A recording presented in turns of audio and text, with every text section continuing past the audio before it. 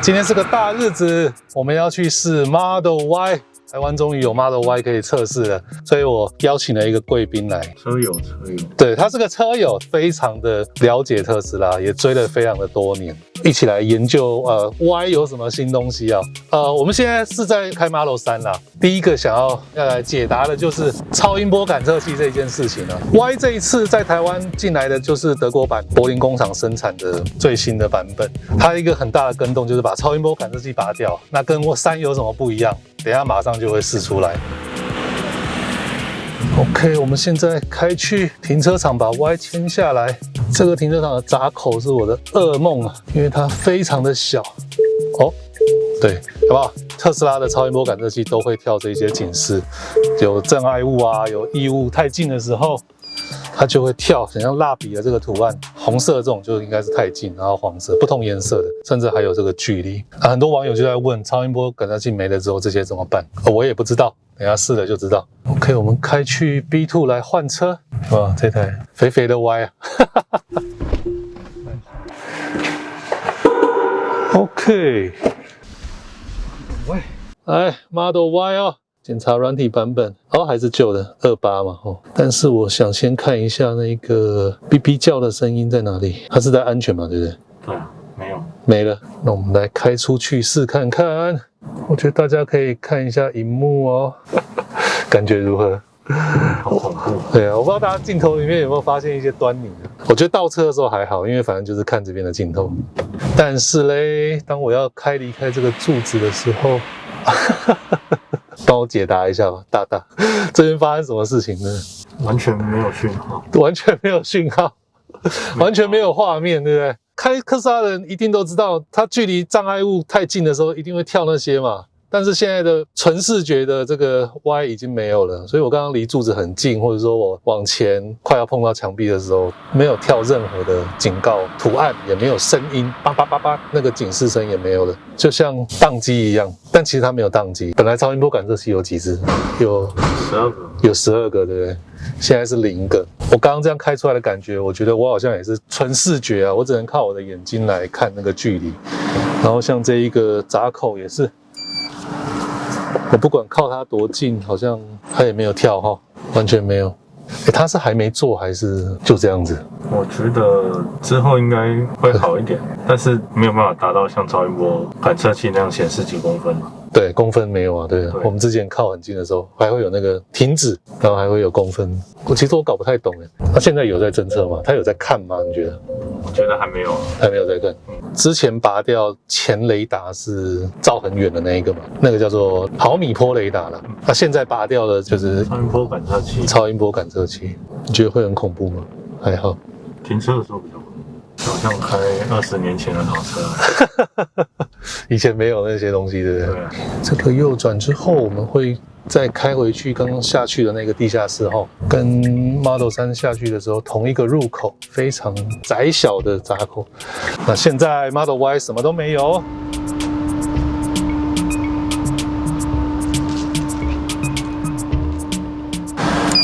我自己要盯的比较用力一点哦，左右会不会靠太近之类的。尽管 Model Y 已经比较高了，其实我视野是很好的，但这个车宽和这一些栅栏墙壁的距离，我真的还是有时候也抓不太到。那如果在停车的话，少了那一些超音波感测器，问题大不大？目前我觉得还好，因为倒车的时候本来就有3个方向的镜头可以看，后方跟左右，我觉得其实看镜头凭感觉是 OK 的，只是说车头部分，我觉得问题都还是在车头。萤幕端不会告诉你前面还剩几公分，或是该不该停，你真的只能用眼睛去看，可能脖子伸长一点。现阶段啊齁。这个超音波感测器消失的测试远比我想的简单，因为它目前好像是没有功能，就是 Tesla Vision 这边应该是还没有把近距离的侦测、警告、安全性的东西做进来。我觉得啦，以特斯拉的调性来说，或者说他们的惯例，现在没有不代表以后没有，应该是现在正在做，然后还没有放到我们测试的这台 Model Y 上面。那现在是10月底。Model Y 台湾是12月5号交车，我不知道12月5号那一天，当车子交到消费者手上的时候，搞不好就有透过 OTA 软体更新，把安全功能做进来，就是用镜头去看四周的那一个障碍物，或许啦。但目前这台测试车是没有啦。那等到它把那个功能做出来之后，我们再来实测看看。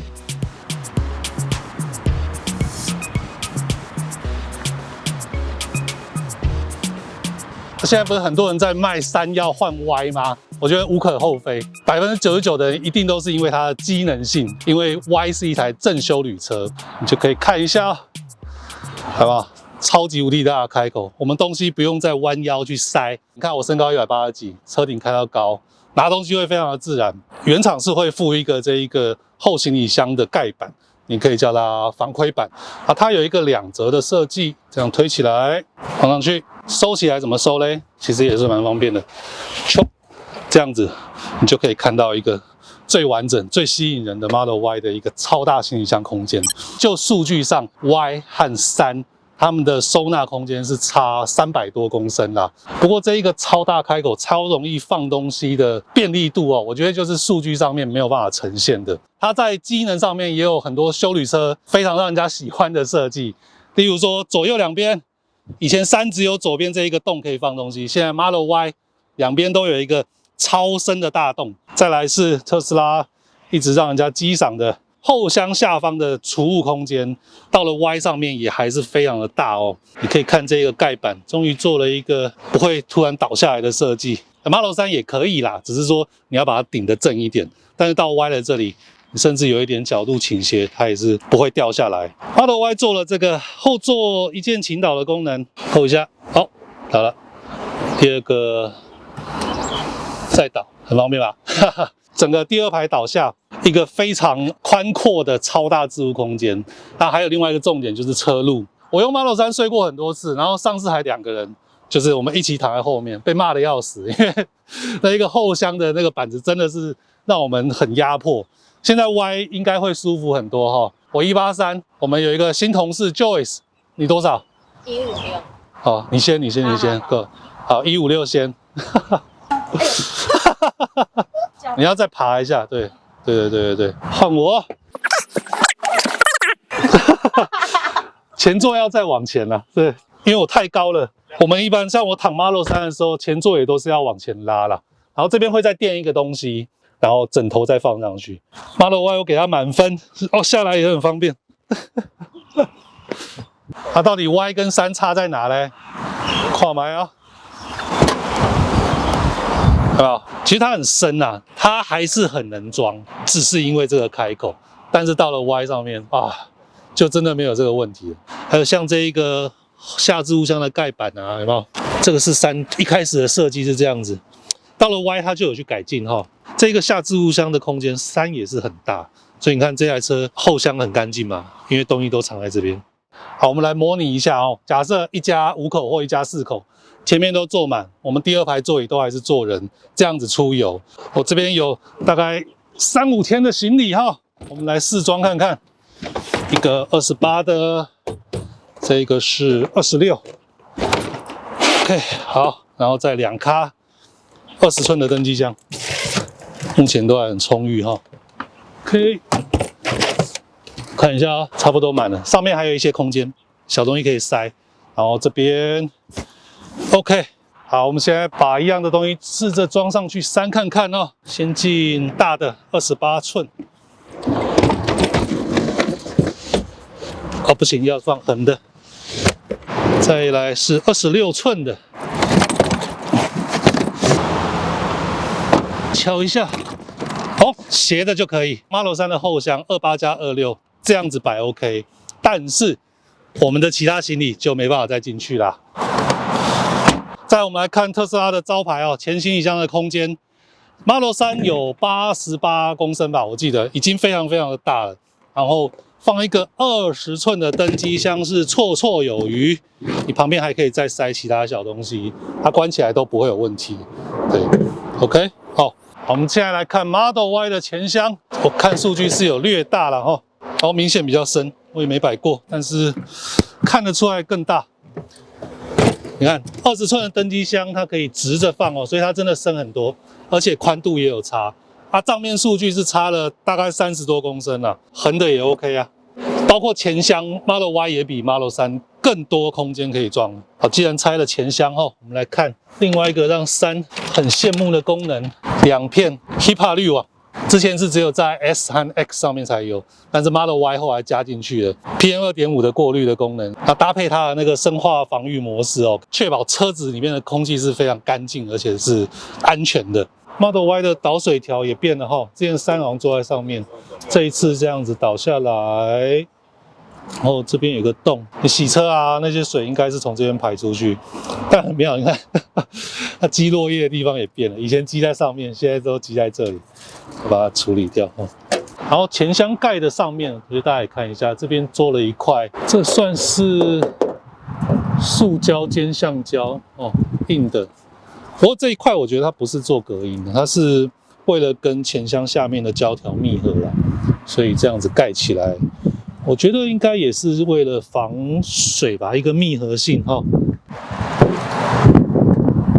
好 ，Model Y 另外一个会很有感的不同就是它的第2排座椅哈，因为整个车子高度拉高了，椅垫变高了，所以对我这种大只的人来说，后座会相对好坐一点。高度拉起来了，前面的空间，这边的脚放空间变得很大，脚长的人可以这样摆。可是呢，椅面其实还是短短的，支撑性还是不够。不过因为脚可以往前摆，就会比较舒服。大家有看到中国版的 Model Y 有把椅面加长吗？不过德国版和美国版都还没有做，所以它的乘坐舒适性是有比3好。不过当然还是有改进空间了。它的第2排座椅还有一个3段倾斜的哦，现在是最挺。旁边的开关压，好，第2段略倒一点。第3，这个就是最倒的状态，头部空间非常的宽裕哈，它是这个全景玻璃哈，没有中间的横梁，距离上面玻璃还是有很充裕的一段距离，包括视野，包括空间都非常的宽裕，就是很舒服了。OK， 好 ，Model Y 连进出这个上下车都会很有感，你比较不像爬出来，因为3很低嘛，我们会从座位这样站高爬出来。Model Y 就不会，下车就很轻松，脚跨下来。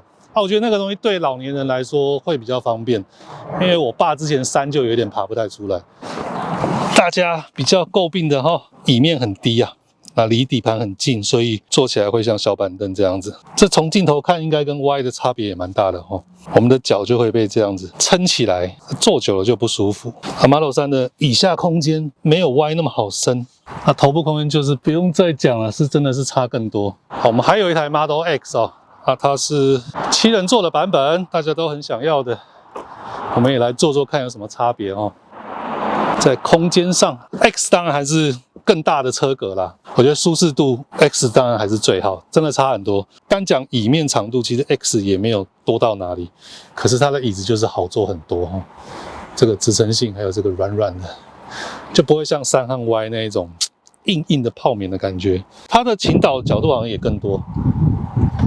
有没有？还有一个很久没有玩的 Model S 可以直接站起来下车。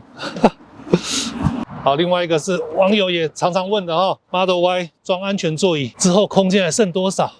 我们来看看 ，demo 一下。我觉得开口还行。我们再上第2个。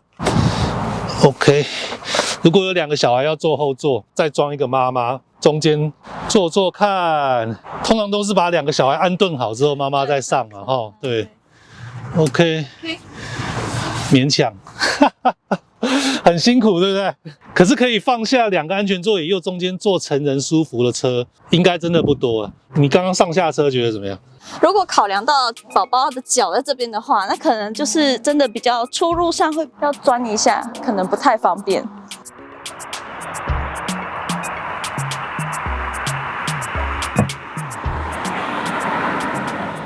试电车这么多台哦，第一次测试的时候跑来五指山测，为什么嘞？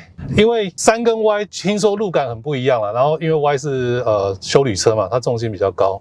看规格数据，离地间隙也比3高了好几公分，所以我们特地把同事也抓来塞在后座，请他们感受一下，看看说 Y 在这个山路啊这些过弯，它的摇晃感吗，或者说整个路感感觉怎么样？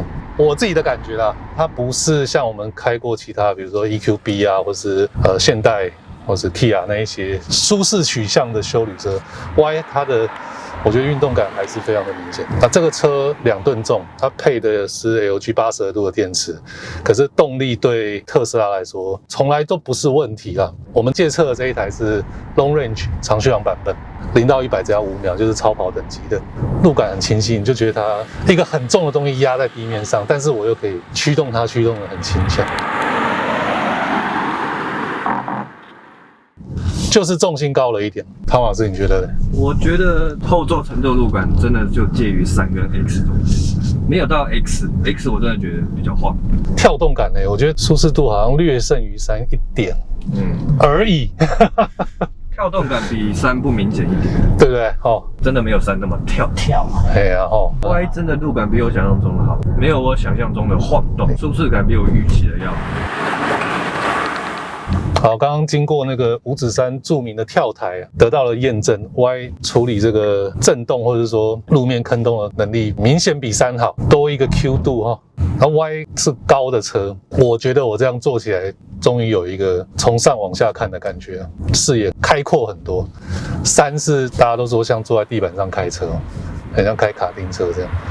Y 就完全相反，我觉得女生或是喜欢坐高的应该会很喜欢这个感觉吧，居高临下。你们觉得双层玻璃隔音怎么样？后座还可以，应该说全世界的 Model 3都没有后座双层玻璃吧？德国制的 Y 拉来台湾卖，后座是有双层玻璃，理论上那个隔音效果会有显著提升啊。故意压一下猫眼10号路中间这个。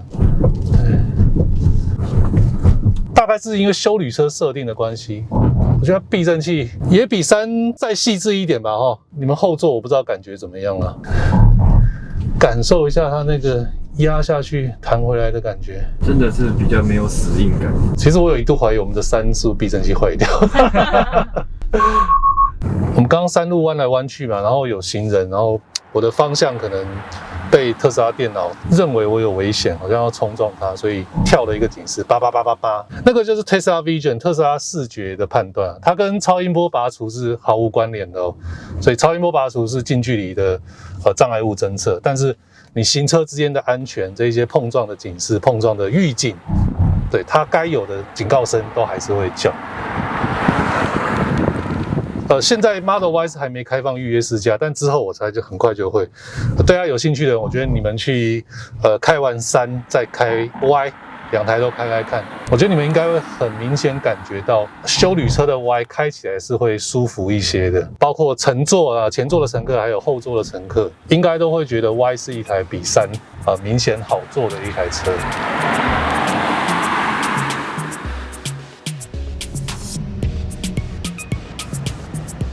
现在是晚上11点23分哈，我刚在内湖特斯拉充饱电，我把电池充到100%，要来做一个 Model Y 的高速公路电耗测试。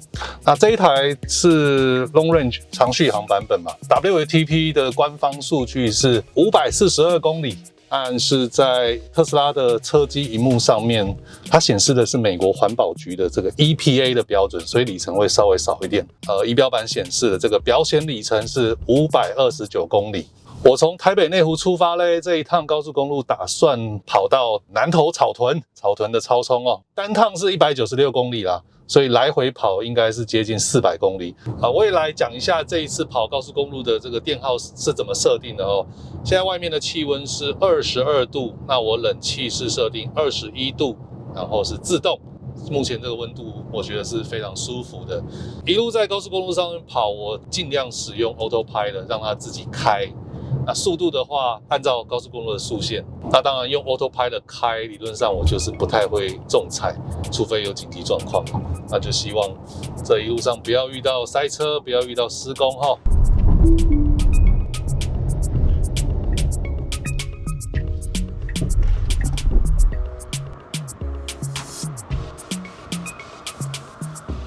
总共开了212公里哦。那平均的电耗是每一度电跑6.3公里左右。OK， 我会休息一下，然后回台北。